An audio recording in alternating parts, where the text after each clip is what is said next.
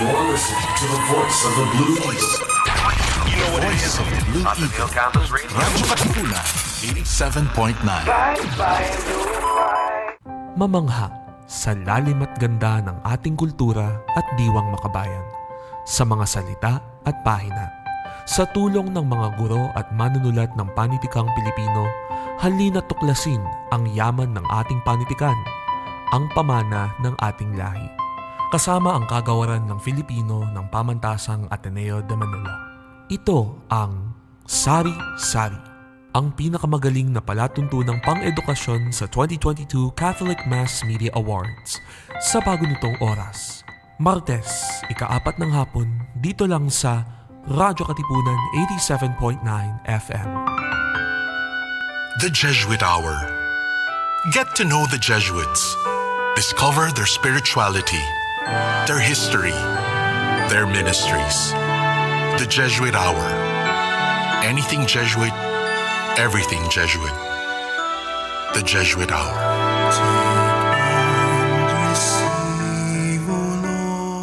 Radyo Katipunan, 87.9 FM. Join Cardinal Luis Antonio Tagle as he delivers to us the preachings of the Sunday's Gospel that's awe-inspiring, yet easy to understand and appreciate. Let us all listen to the Word of God here on The Word Exposed on Air. Only on Radyo Katipunan 87.9 FM. Hey, ra, ra, ra, ti, ra, ra, ra, i, ra, en, ra, i, ra, ra, ra, oh. Hey, ra, ra, ra, ti, ra, ra, ra, i, ra, en, ra, i, ra, ra, ra, oh. Hey, ra, ra, ra, ti, ra, ra, ra, i, ra, en, ra, i, ra, ra, ra, oh. Hey, ra, ra, ra, ti, ra, ra, ra, i, ra, en, ra, i, ra, ra, ra, oh. Go, Leo!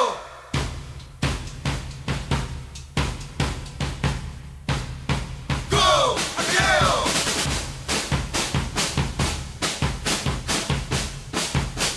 Go, Leo!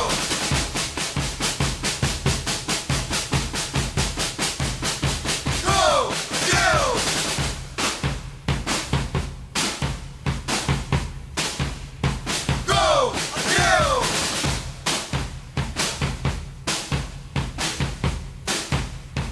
Go,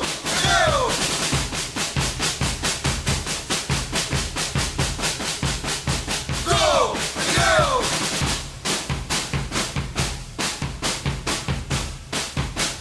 Go, Leo! Radyo, radyo, radyo, radyo, radyo, radyo, radyo, Katipunan, radyo, Katipunan, radyo, Katipunan, radyo, radyo, radyo, Katipunan, radyo, radyo, radyo, Katipunan. Sa The Blue Eagle kami di mapipigil sa pagbabalitang tumpak at tama. Buhay atenista sa loob sa labas ng eskwela, ating ibibida lahat ng buwela. Radyo, radyo, radyo, Katipunan, radyo, radyo, radyo, Katipunan, radyo, radyo, Katipunan, radyo, Katipunan. Kawal ni Ignacio, Katipunero sugod, todo sa kayon, tulong at tulog. Lipat na Blue Eagle, kaning giting nagiging blue and white, one big fight. Radyo, radyo, radyo, Katipunan, radyo, radyo, radyo, Katipunan, radyo, radyo, Katipunan, radyo, radyo, Katipunan, radyo, radyo, radyo, Katipunan, radyo, Katipunan. Baka naman pwede. Baka naman pwede? Baka naman pwede. Mga isyung napapanahon ating pag-usapan. Baka naman pwede. Gamit ang mga pananaw mula sa iba't ibang kalinangan. Baka naman pwede. Mula sa Institute of Philippine Culture, kami inyong samahan, tayo'y maghuntahan. Dito lang sa Baka naman pwede. Tuwing Huwebes, alas 3 ng hapon, dito lang sa Radyo Katipunan 87.9 FM. Join Cardinal Luis Antonio Tagle as he delivers to us the preachings of the Sunday's Gospel that's awe-inspiring yet easy to understand and appreciate. Let us all listen to the Word of God here on The Word Exposed on Air. Only on Radyo Katipunan 87.9 FM. Radyo Katipunan 87.9 FM.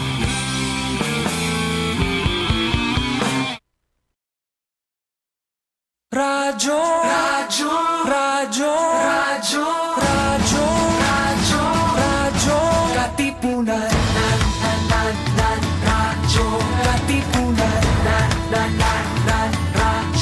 radyo, radyo, Katipunan, radyo, radyo, Katipunan. Sa Blue Eagle kami di mapipigil sa pagbabalitang tumpak at tama. Buhay at tenista, sa loob sa labas ng eskwela, ating ibibida lahat ng kwela. Radyo, radyo, radyo, Katipunan, radyo, radyo, radyo, Katipunan, radyo, Katipunan, radyo, Katipunan. Kawal ni Ignacio, Katipunero sugod, todo sa kayod, tulong at tulong. Lipat na Blue Eagle, kaning giting nagigil. Blue and white, one big fight. Radyo, radyo, radyo, Katipunan, radyo, radyo, radyo, Katipunan, radyo, Katipunan, radyo, Katipunan, radyo, radyo, radyo, Katipunan, radyo, Katipunan.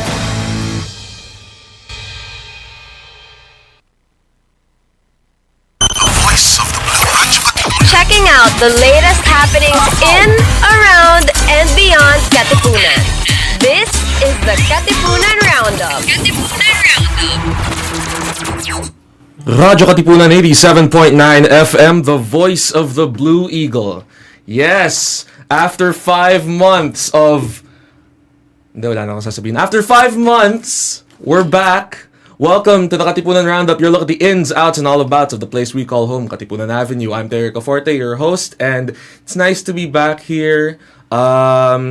It is currently 3:34 in the afternoon. Hope you guys are having a good merienda, if you still do that. And sa mga tulog pa dyan dahil sa siesta, wake up! It's time!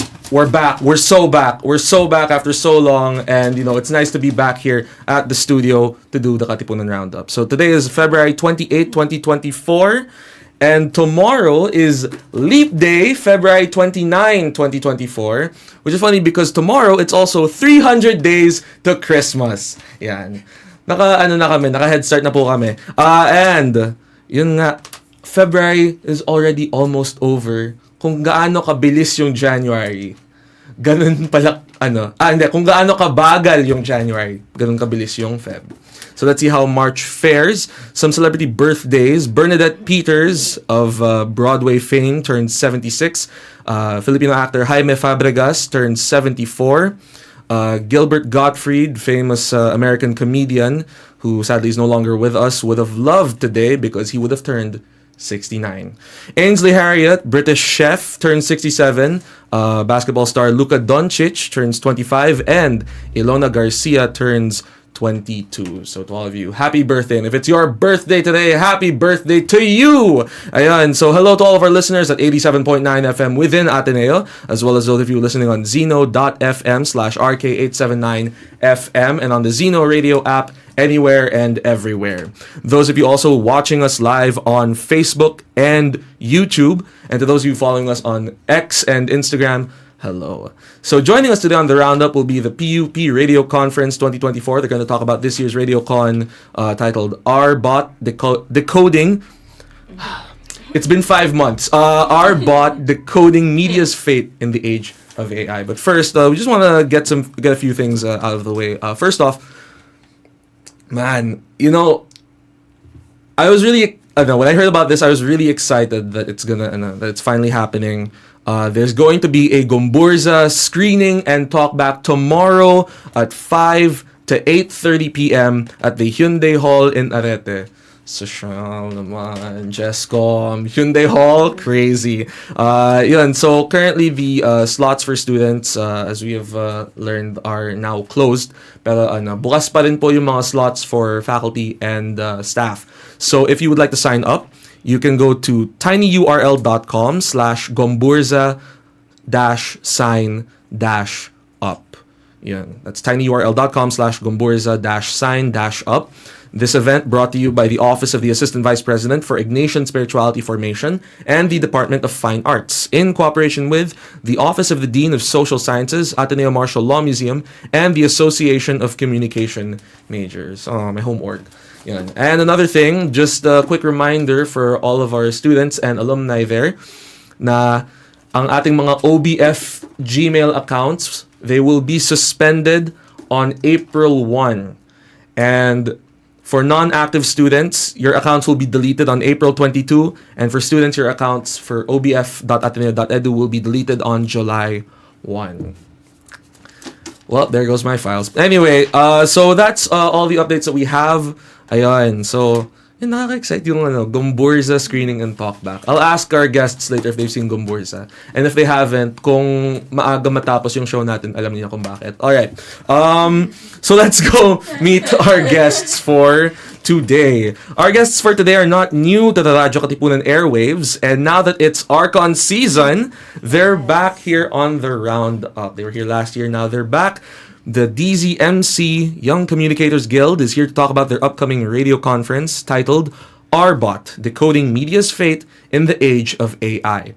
So let's meet our guests, the project heads of the PUP Radio Conference and the PUP Radio Festival 2024. We have Jeffreen Manabat, the project head for PUP Radio Conference, and James Arroyo. Is it? Arojo. Pasensya na. James Arojo, the project head for PUP Radio Festival 2024. So, Jeffreen, James, welcome to the Roundup.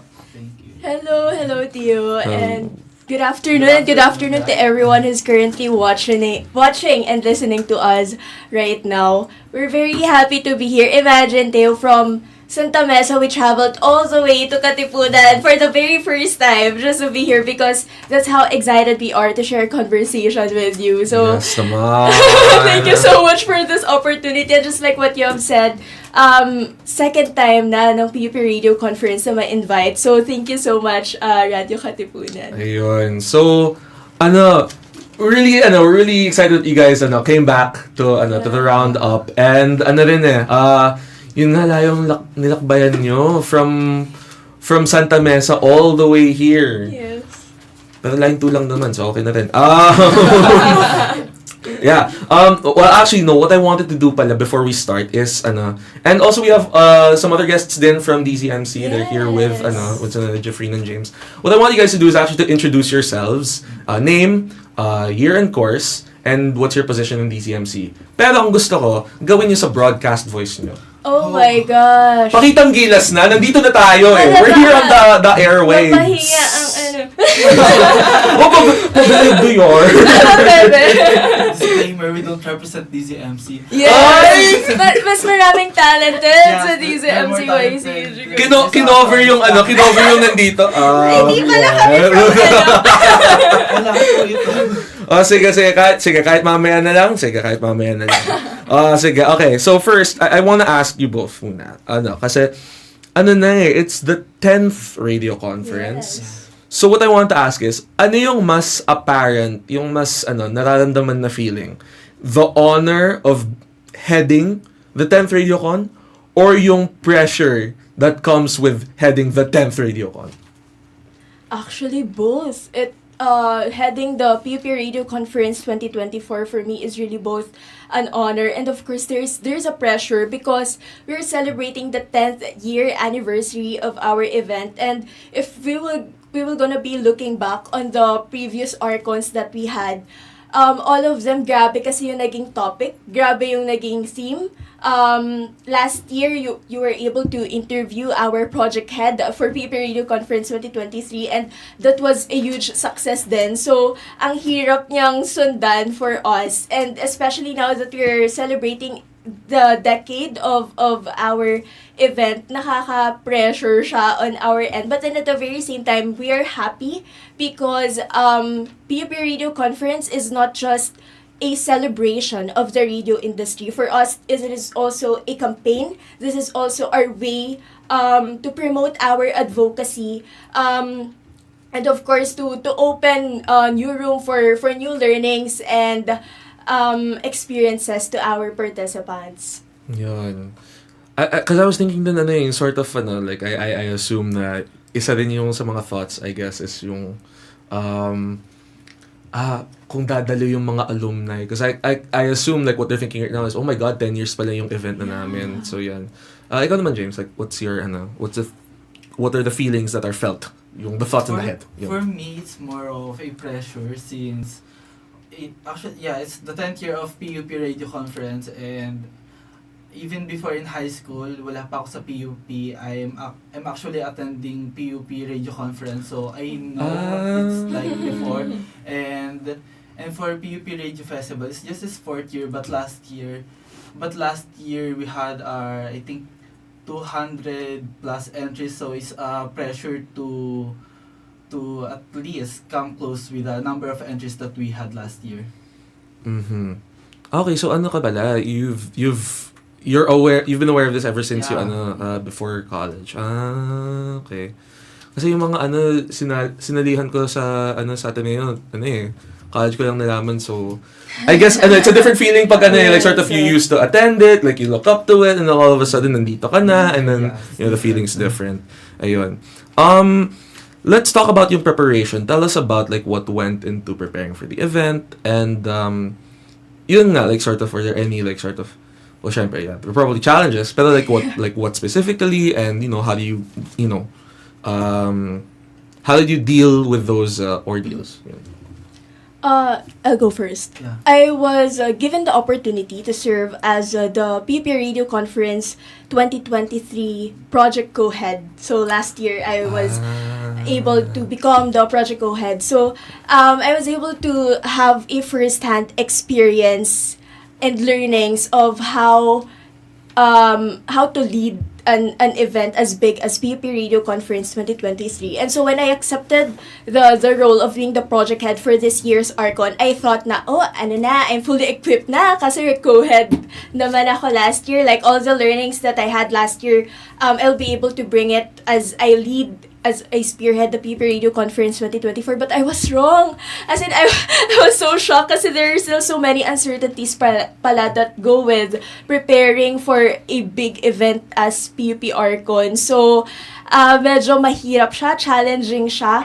But, you know what makes me excited to look forward in the event, aside from the fact that we're doing this for a cause, we're doing this for the radio industry, every time we visit yung aming working committee sa campuses, every time we see their smile, every time we see how passionate they are working and preparing for our event, parang all of the pagods and all of the challenges, I feel like it will all gonna be worth it in the end. Alam mo yung parang seeing how passionate they are preparing for the event just so that our participants will be able to have a good experience in PUP Radio Conference 2024. Yeah, it's the diba, yung parang sort of pag nakita mo na yung nila parang, the event was so good, we had a lot of fun, learned a lot, yung parang, kasi it's gonna come in later, like pagkatapos ng event. But for now, I guess muna yung tiis muna. Yes. The tiis part of tiis ganda. Exactly. James, ikaw naman, like about preparing for radio festival. For Radio Festival, just like Jeff, I was the co-project head for last year for PUP Radio Festival. So, coming to becoming the project head for this year, I am actually expecting na same problems that we encountered last year, na ayun ulit yung ma-encounter namin, but I was wrong. Actually, meron pang mas maraming problema and mas maraming kakaharapin, and iba sila ngayon, and I think ayun yung mali ko din, na inisip ko na pagdating dito this year, alam ko na yung gagawin ko, and naranasan ko na yung mga mali na encounter namin, but ayun. Yeah, it's Iba yung parang experience. ibang set na ng parang new challenger na yung new set of pumasok. challenges naman. Yun. Pero at least, you guys are pushing through it, just braving through the storm. So yun. So I'm pretty sure it will all be worth it at the end. Yeah. Kasi from sa mga nakikita ko ngayon sa page niyo, parang bigatin, may theme song. Uy! We'll talk about it later. Yun. Before that, muna tayo? Tingnan muna natin yung mga comments. So, ito yung mga comments na nakita natin sa Facebook page. So, from Ching Ching Del Rosario. Let's go! From Francis Andrew Panganiban Numali, yun nga, hit it with this emoji. 4 times. From, yun nga, ang daming comments. Yung gusto ko dito yung kay Sofia Zuniga. Good afternoon, Katipunan Pureza rep here. Yeah, line 2 malakas. Let's go. Let's go. Kami yung may pinakamalaking train. Ayun. And marami ding mga wait lang, di ko makuha ang lahat. Pero basta you're seen. You're felt. Ayun, we love to see it. Ayun. So, alright, let's talk about the theme. Decoding media's fate in the age of AI. Now, understandably, yun nga, AI is one of the big topics right now in media production, media consumption, and whatnot. So, I do want to ask, why this theme specifically for this year? Just like what I've mentioned, grabe yung mga naging topic theme of the previous Archons that we had. So, there's a little bit, okay, we have to be honest here. Hindi lang siya little bit, there's a big pressure on our end. Ano pa kaya yung topic na i-discuss namin for this year that hasn't been discussed in the previous years? And so for this year, we decided to get out of the box and try to tackle not just the radio industry problem, but the media industry in general. That's why we came up with the artificial intelligence applications in the media, because we know, whether we admit it or not, artificial intelligence already penetrated our lives. Imagine the chat GPT that we have, our digital planners such as Notion, even our favorite editing software, si CapCut, napasok na rin ni AI. And so, in our event, we will, with the help of our notable guest speakers, we will be able to talk about and give the participants a glimpse of what would the media look like with the AI intervention, and nasaan na ba si media when it comes to AI application. Is our industry, media and radio industry, are using this already, and to what extent? Yeah. James, you have anything to add? Or? I think Jeff said it pretty well, but I think I'll just add something. When we were thinking of the topic for this year's Archon, we just want to veer away from the usual topic that we had for the past 2 or 3 years. We focus on media information and literacy topics, so I think that's very important for the past 3 years, especially for 2022 for the national elections. But this year, we're all consensus with the decision to have artificial intelligence as our topic. Yeah, kasi I think, it's one of the important issues ngayon, yung sort of, parang, aminin na lang natin na AI is here. Yeah. Yung issue na lang is paano natin ito magagamit in a way na, more on, for selfless means, instead of for selfish reasons, yan.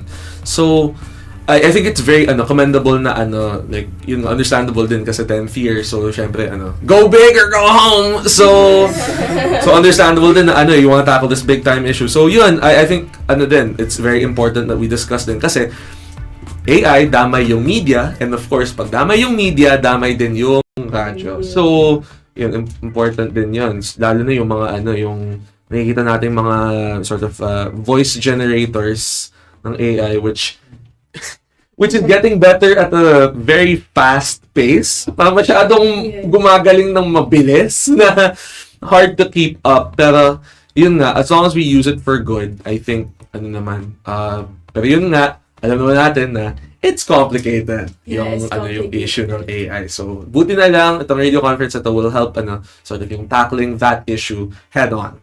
Yun.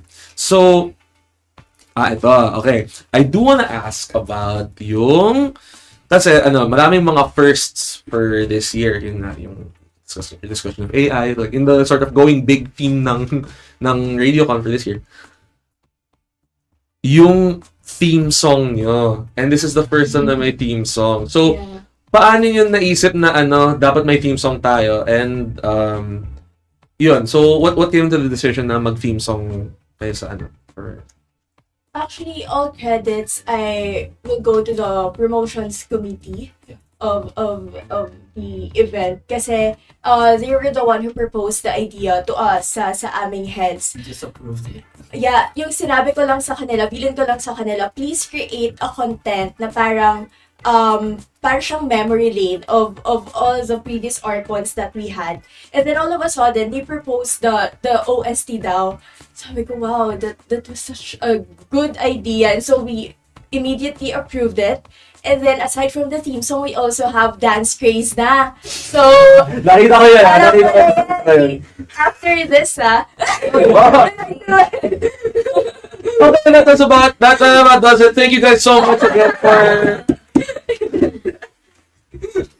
Wag na natin pag-usapan yung sasayaw ba si Teo. Kasi kwento ko lang kasi last year may mga interns dito, tapos yung isang idea nila, Teo, mag-TikTok tayo. Inisip ko, sige, pwede naman, para at least tayo sa SOCMED. Tapos sabi ng isang intern, Teo, sasayaw ka. Sabi ko, hindi, wag na tayo mag-TikTok. Wag na. Slow down, no more. Yun, so, ayun, so, in short,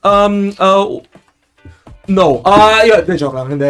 Pero makikita natin mamaya yung OST, and yung dance is in the music video. So ayun, napakinggan ko na kanina, and it's a bop. it's a bop, it's a banger, it's a slapper, yun, all of that and more. Ayun. Parang ka-level lang ng Radyo Katipunan theme. Alright, anyway. Syempre sariling amin yun. Yun, sige. Okay.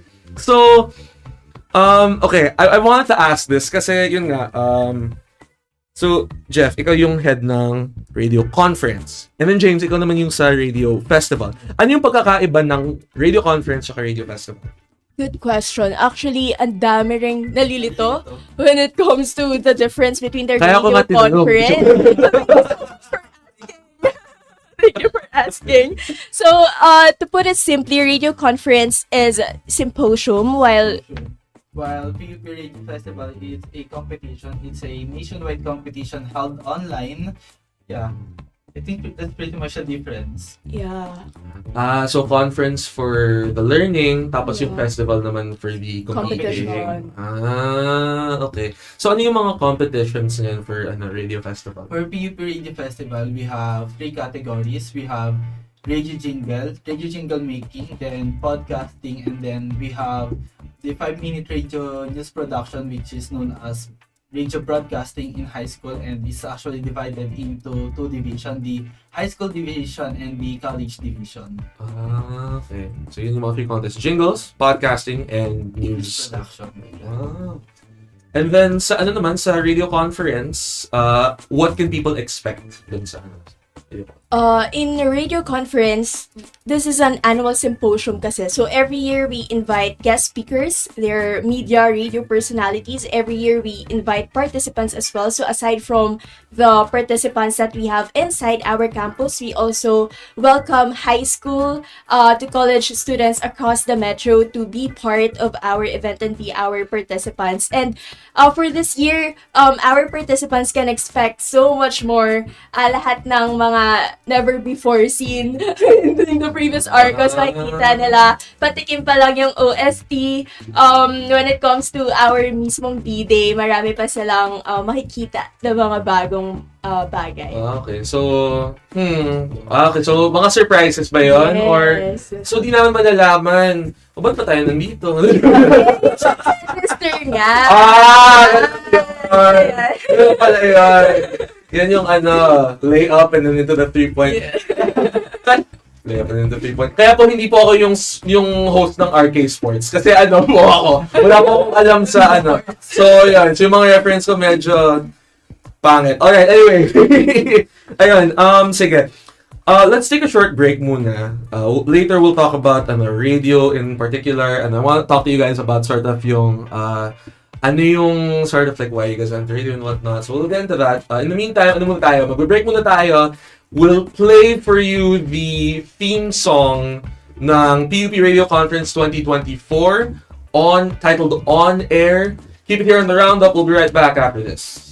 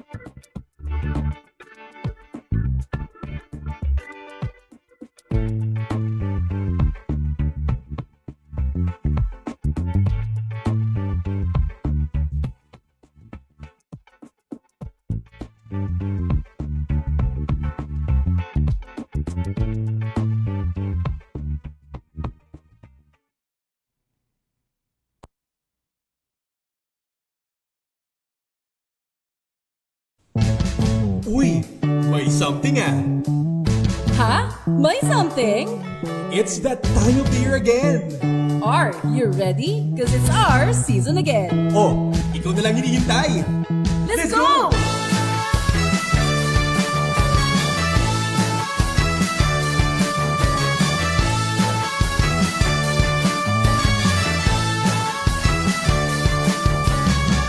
Sumisikat ang araw, bagong simula. Lumilipas ang oras, panahoy nag-iiba. Isang pinto't liliwanag, atid sa ating serbisyo. On the dot, lagi mong kasangga. Bago man ang takbo ng mundo'y nihihinto. Sa uno sa saya, sa tunay at totoo. Tara na't sama-sama, nandito na. Radyo mo, iskot, iska. Tuloy na, it's Arcan season. On air, hands up in the air, kamay sabay-sabay nating iwagayway. On air, only truth and fairness. Tara na, tune in na, it's Arcan season.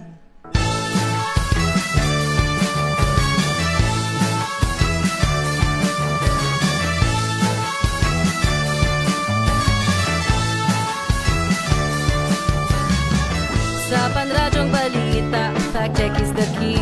Fake news ay iiwasan, just need accuracy. Purong katotohanan, let's progress only what is true and right. On air, hands up in the air, kamay sabay-sabay nating iwagayway. On air, only truth and fairness. Tara na, tune in na, it's Arcan season. On air, only truth and fairness. Radio enthusiasts tuning around the world. On air, iwala at pag-ibig, sama na mas complete. It's Arcan season.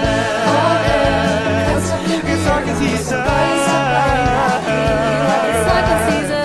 On air, only truth and fairness.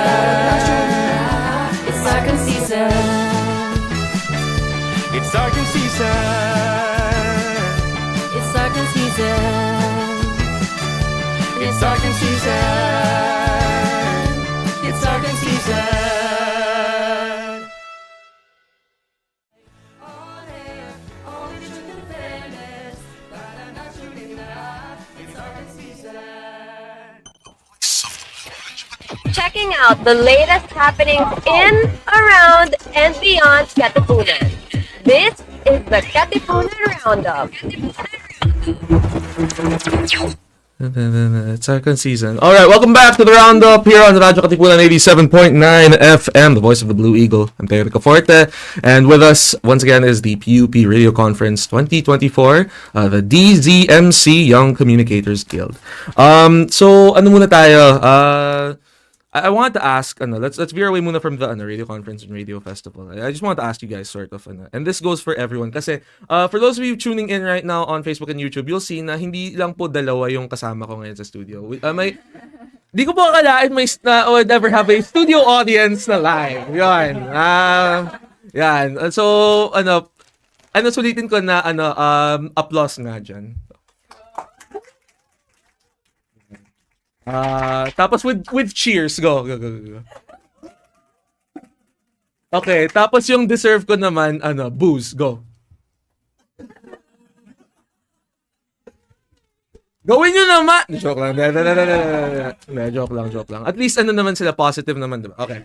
So first off, I want to ask you guys, and anyone can answer here, sort of yung, how you guys got into DCMC, and also, like, yun nga, like, are you guys, like, yung mga, hindi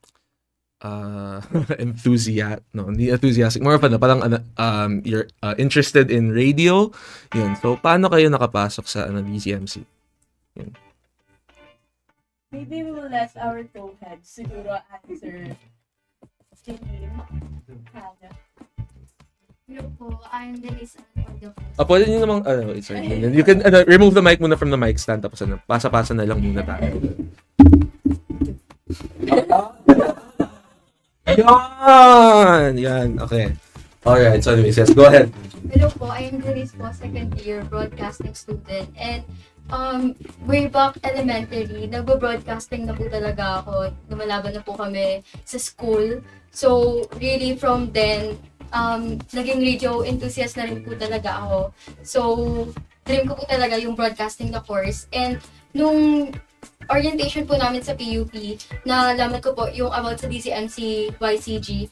And nung nalaman ko siya, ay talagang ito lang ang org na papasukan ko ngayong college. Kasi wala po talaga akong balak mag-org, pero with the DCMC... Nakita mo sa YouTube mo? I'll make an exception! So, ayun po, nag-audition po ako sa DCMC and then naging core po ako after a year. Dahil pumasa po ako sa probationary period po ng organization. Okay, so may probe period pala kayo sa or wait lang, sorry. Check na lang muna yung mic natin. Kasi I mean, narinig ka naman, pero kung malakas yun na, sound check, 1, 2, sound check, 1, 2. Yan, anyway, sige. Ano muna tayo? For now, hello? Yan. For now, na lang tayo, yung mic na lang ni Jeff, tapos pasa-pasa na lang. We can remove it from the from the mic stand. Ganun tayo dito pag live, yung mga on the spot tayo sa sa mga technical Pero we push through. Sige, alright. Yes, sige. Anyone else would like to answer regarding? Hello po. Same as din lang din naman po yung story ko. When I was in high school po, wait lang. Name, year, and course. Okay. Position mo sa DCMC. Okay, I'm Crisander Julianes from BABR 21D. At ayun po, ako po ay core member ng DZMC YCG at ang current Radio Festival co-project head po. Bale, ayun po, when I was in high school din po, ay part din po ako ng radio broadcasting namin. Then, ayun, nung after po nun, syempre, na mas nagustuhan ko, parang nag-enjoy ako sa sapat na to. Kaya, ay nag-broadcasting ako na course. Tapos, after po, same as din lang din po ng orientation, may isang org lang po talaga ako na nakita na, ay, ito yung aniin ko rin. Ito rin yung, dito rin ako mag-join. Parang something na, pagkakita ko na, ay, DZMC, ay, to radyo, parang, parang, gusto ko kasi mabalik yung parang yung feeling nung high school. Since nung senior high kami, wala kaming, walang organization. Para sa really since, parang, pandemic kasi nun, tapos hindi active yung mga, organization nun. So, parang, gusto ko maramdaman ulit yung feeling na nasa isang organization about radio, ganyan.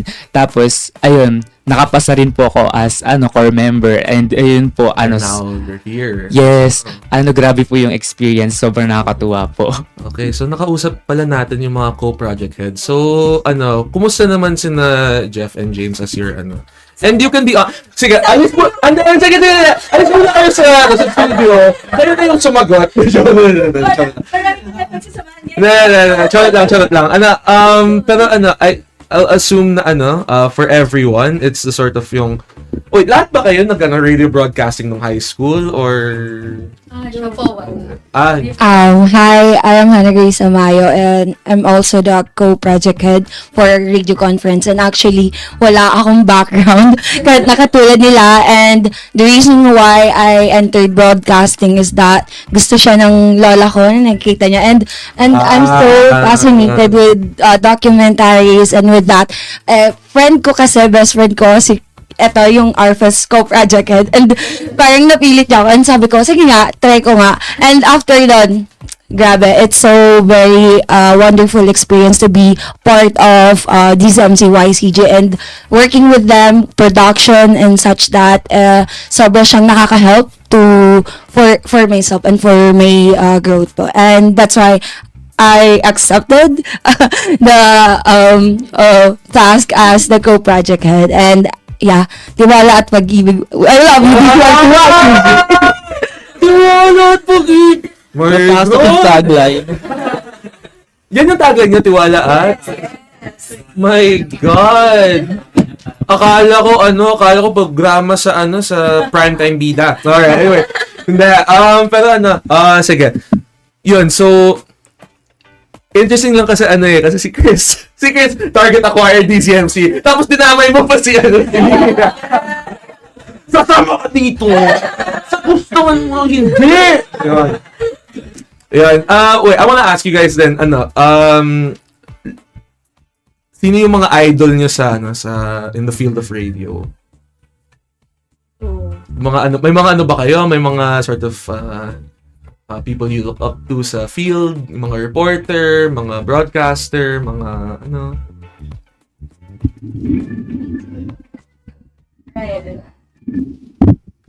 Pwede lang tanggalin na lang, wag niyo lang ibalik sa Okay lang naman. Okay lang, hindi naman magagalit yung mic. Sige. Hello po, good afternoon. I am Brian from BAPR 1P3. Tapos isa talaga sa mga nilook up ko before is si Kabayan, Noli de Castro. Yes. Lalo na nung nalaman ko na pala natin siya, former vice president natin siya. Kasi into talaga ako, political science.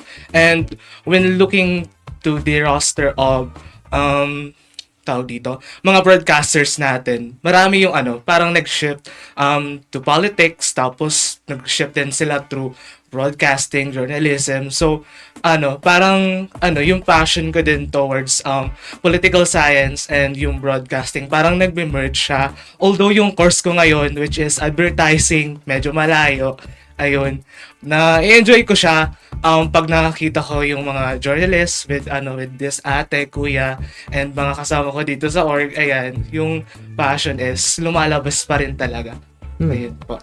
Yung gusto ko kay Kabayan is kasi ayun nga, naging vice president siya for started in broadcasting, tapos umalis muna para senador, tapos naging vice president, tapos bumalik sa broadcasting. Parang nung bumalik siya, hindi ko na feel na na dati siyang VP or something. Baka kasi bata pa tayo nung VP siya pero yung yung idol ko naman well, does anyone else wanna answer that question? Yung mga idol niyong mga broadcaster, radio personalities, mga yes. Hello, I am Trisha Laconsay. I am under the broadcasting. Fourth year student na rin ako. Fully committed na dito. Fully committed sa ano. And I'm a core member din ng DZMCYCG. For the reporter na nilulook up, actually hindi siya centered sa radio eh. So, si Miss Cara David. Siya talaga. Yeah. Kasi I've been watching ever since dati, yung mga documentaries niya sa Eyewitness. Yun talaga yung sinusubaybayan ko. Every Sunday night, nagpupuyat ako para lang mapanood siya. Kasi I really like her storytelling. Kasi sobrang detailed. And parang dahil sa kanya, na-inspire ako na mag-broadcasting kaya ako dahil sa kanya. Parang ganun. So, she's one of the persons na I look up in the industry. And sobrang honored lang din na I am parang nakatrabaho ko siya once dahil sa isang prod ng... What? Na-meet si Idol? I mean, hindi naman. Basta ganun. Ba talaga? Parang yung kaklase ko, ganun. Tapos nakita ko lang siya and nakakatuwa lang na makita siya na sa personal na she's one of the people I look up to. Kaya, ayun. Yung parang nandiyan na siya. Sobrang honored lang din as na. The one, the only. Yeah. Magaling talaga si Miss Cara David. Have you seen her, yung mga YouTube videos niya on, yung sa... Yes po. Oo, pinapanood ko. Kahit sa TikTok na rin. Nag-TikTok na rin siya. May TikTok siya. Hindi, wag na natin pag-usapan yun. Baka bumalik pa yung sasagot ko kayo. Ha? How about you? Next question! Pero what I wanna... Wait, before I get to my other questions, tanong ko lang, sorry, ano yung ibig sabihin ng MC sa DZMC? Or may ibig sabihin ba yun? Or ano lang? DMC. Like yun lang yun na Kasi yung ibang mga stations, may kahulugan yung mga call sign nila. Alright, anyway. Sige, two questions before we finish. Kasi, whoops! Okay, we still have time. May oras pa naman tayo. So, why do radio kahit na ngayon na sort of yung, I know this is weird to ask kasi ako rin, I'm a radio enthusiast and practitioner pero na we're in this time na yung social media, I guess, yung mas nagdo-dominate in the mainstream compared to radio and I guess the traditional broadcasting. Why radio? Why go radio is my question. I think going radio is out of passion, really, and although we all know that social media is dominating, still there's radio out there and you're doing it out of passion talaga kasi if wala kang passion sa pag-ere, sa pag-radyo, hindi mo siya ma-enjoy and hindi ka magi-stay doon. So I think that's the reason kung bakit nandito ako and kami rin. I feel like the ad. Me naman, why radio? Actually, wala siya sa plan ko to enter the radio industry in the near future. I just really found myself entering DZMCYCG and having so much passion na in the radio industry. So, ayun. Yeah, kasi yun nga, what's this? Any sort of stories that you guys remember from like yung working sa DZMC? Any sort of yung mga ganap, yun, may mga ba doon, like, do you guys have any stories from your time sa Okay. We have a lot of stories. I don't know. Ito lang. Story yung kailangan natin. There's siguro one thing that I can share about our organization, DZMCYCG. It is the tagline that one of our members mentioned kanina, the tiwala at pag-ibig. And that's one thing that made me stay in the organization for 3 years now. Because production, like radio production, media production, film production, matututunan mo siya anywhere, especially if you're inside College of Communication. But inside the organization, that is where I was able to develop my personality, to be more great, to be more kind and to be understanding and compassionate as much as we can. So inside our organization, we just don't do production, but what matters to us the most is the camaraderie and the memories that we formed inside the organization. Okay. Thank you very much, contestant number 2. Yun. So, okay. Kasi agree ako dyan na it's passion, diba? I guess that's I think that's what moves yung mga taga-media, yung mga taga-radyo is passion. Apart from coffee. Aminin. Ayun na nga! Ayun na nga! Okay, sabi sa control, sabi ni Sir Justin Usher, ikaw lang yan. Baka nga. Ako lang yung addict sa kape. Bahala ka, Sir Justin. Okay, sige. Pero yun nga, it really is passion, like, diba, that I guess moves us to do all this, diba? Ayun din yung nakikita ko sa yung mga hosts and producers namin sa RK. As in talagang I guess like in that 1 hour. Kasi ako yung nagmaman ng streams. So, minsan nakikita ko yung I listen in. Kasi syempre, kailangan ako yung manage.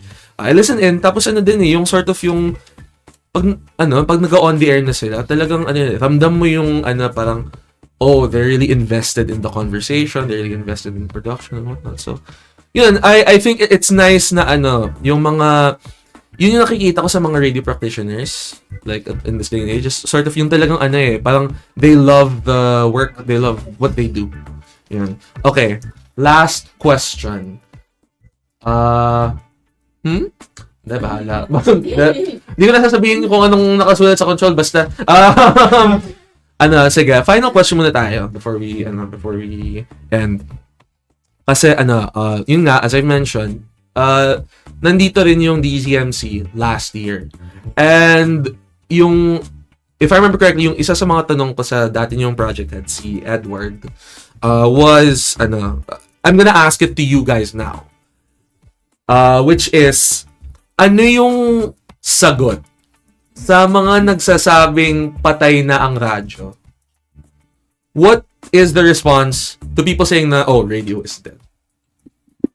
Actually, I've been hearing the same statement for the past years now, and with the dominance of the social media, we were able to prove that radio industry can still exist, right? And now even with the intervention of AI, let's see if radio can still be able to coexist with the artificial intelligence. So my answer to that is the fact that we're doing this event, our event of ours, the PUP Radio Conference, and we are doing this for 10 years now. The fact that we have our competition, PUP Radio Festival, and the fact that we are doing this interview in a radio station are enough testaments that radio is not dying.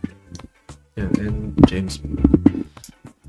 I think I've been to a lot of conferences, be it a generally media conference or a specific conference like radio conference centered only for radio. And marami nang natatanong during a Q&A portion na naniniwala ba yung mga media practitioners natin if radio is really dying, and the same answer na nakukuha namin, and I also believe in that, is radio is not dying because we are here, and maraming pumapasok pa sa radyo. Kung marami man na magre-retire kunwari sa radyo or magre-resign, marami rin pumapasok, and just like us, in a few years gagraduate na rin kami, and some sa amin ay in a few months gagraduate na, and we're eyeing to go for a work in the radio industry. So it's not dying because nandito pa kami, and I think there's more generation that will that have their passion for radio. Yun. Okay. Anyone from the For me po, to be honest, from someone from province, hindi ko siya super dama na patay yung radyo kasi in province, kahit saan ka palengke, kahit saan ka pumunta sa bahay namin, personally, gumagamit pa rin talaga kami ng radyo. So, for me, radio is not dying. But, and nakikita rin natin ngayon, meron ng teleradyo. So, parang imbis na nagiging patay siya, it adapts to what's new for them. Tama Para naman. makasabay. Ayun. Yun din yung na-notice ko when it comes to yung mga nagsasabing mga radio is dead na ganun. Parang lahat sila parang taga Maynila. Coincidence? I think not. De, joke lang. Yun. Pero yun nga, diba? Like, when you go to the, yung mga provinces, buhay pa rin yung radyo, community radio, news talk, music, yung mga ganun. Nun pa rin yun eh. Yun. Sige. Well, I think, like, if anyone wants to answer, take one more and then, yun. Mga gustong sumagot or... Yeah, sabi nga rin kanina, taga Manila ba talaga yung mga nagsasabi nun? I guess not. Kasi even sa school namin, narinig namin sa mga canteen po, nakikinig sila with mga radio drama, such that. And I think not. And with that example naman, we can really see na yung radio ay part din ng lifestyle talaga ng mga Pinoy. And yun. Thank you. Actually, oo nga. Parang, di ko alam kung ako lang pero parang underrated sa henerasyon natin yung radio drama. Parang parang hindi ko naman siya, honestly, ako, hindi ko naman siya hinahanap. Pero, when I'm able to like overhear yung mga yung mga nakikinig, nai-invest ako. Yung mga may, yung mga Dear MOR na gano'n eh. Anong ginagawa mo sa pamamahay ko? Oh my God! Sasabunutan siya! Pero yan, this is what I like about this. And, what I enjoyed about the conversation last year and what I enjoyed about the conversation this year is, talagang, itong episode na to ay testament na yung radyo ay buhay na buhay. Like, look at this. Look at, kasi yung kayo, kami, may mga na kami rin, may mga student DJs na rin na, kakapasok lang, pero yun nga, still invested in radio. So, I'm really glad na, events like this exist para, at least, mamaya ko na basahin. Parang, I guess it's that, it always finds a way. I think radio finds a way to reinvent itself, and it sort of finds a way to strike flames of passion into the hearts of generations. Ano naman ang sinabi ko? Napaka deep. Parang masyadong philosophical. Hindi naman tayo yung philosophy show eh. Yan yung Lundagin mo, baby. Mondays at 6 p.m. only here on Radyo Katipunan. Ayan. Sige. Ay, nako. Sige. Before we end, may gusto ba kayong i-shout out? So, floor is yours. The camera's over here. Yun. Sige. Mag-hi na kayo. Shout out anyone. Lahat kayo. Go ahead. Aside from, before we do the shout out, siguro, we just want to invite everyone, including you, inviting everyone, especially the radio enthusiasts out there, to register in our event. Our registration is still open. We have members who will be commenting the registration link on our comment section in this Facebook live stream. So all you have to do is click that registration form link, answer all the necessary information needed, and then that's it. Ganun lang kabilis. Magkikita-kita agad tayo sa March 8 at the PUP Theater. And then, Shout out. Shout out po sa buong working committee ng PUP Radio Conference 2024 and Radio Festival 2024. Hello po. At sa mga nagde-design po sa school. Hello.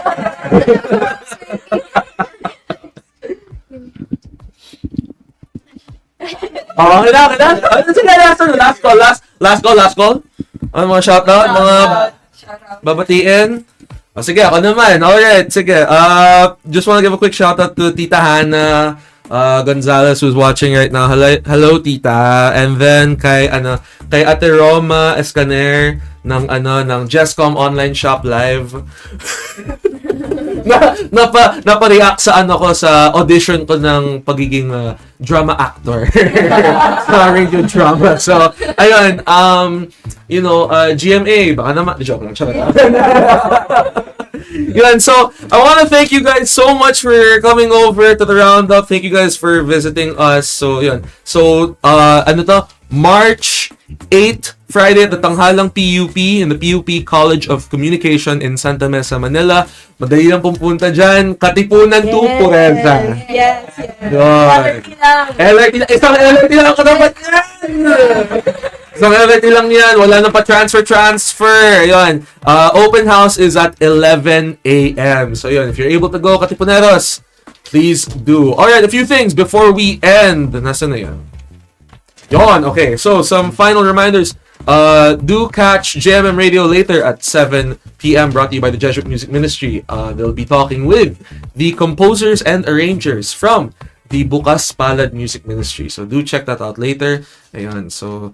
And if you would like your event featured on the Roundup, you can email us at rk879.marketing@gmail.com. Once again, that's rk879.marketing@gmail.com. So feel free to follow us on Facebook, X, and Instagram at Radyo Katipunan, and you can subscribe to our YouTube channel. Just search Radyo Katipunan or go to youtube.com/Radyo Katipunan FM. So sa YouTube, don't forget the FM. You can also listen to us at 87.9 megahertz within 2 kilometers of Ateneo and online at zeno.fm/RK879FM or on the Zeno radio app anywhere and everywhere, available on the App Store and Google Play Store. So ayun, so we'll be back next week. However, final announcement, we have a new time slot. So originally, nandito tayo sa Wednesday 3:30 slot. So we're gonna scooch on over to Monday at 3 p.m. So you can catch the Roundup then. And also, joining me for the next couple of Roundups are my new co-hosts. You'll get to meet them soon. So do watch out for that. Here's a hint. You may have heard them already on air. Yeah. So from me, Ricaforte, good afternoon to all of you. And remember, if you want to catch the lowdown, check the Roundup.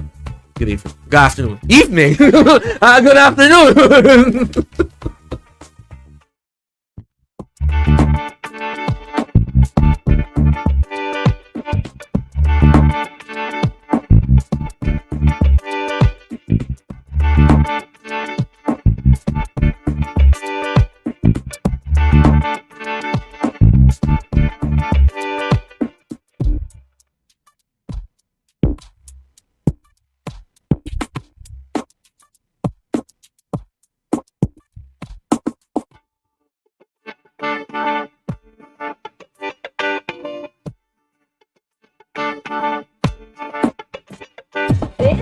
The Katipunan Roundup.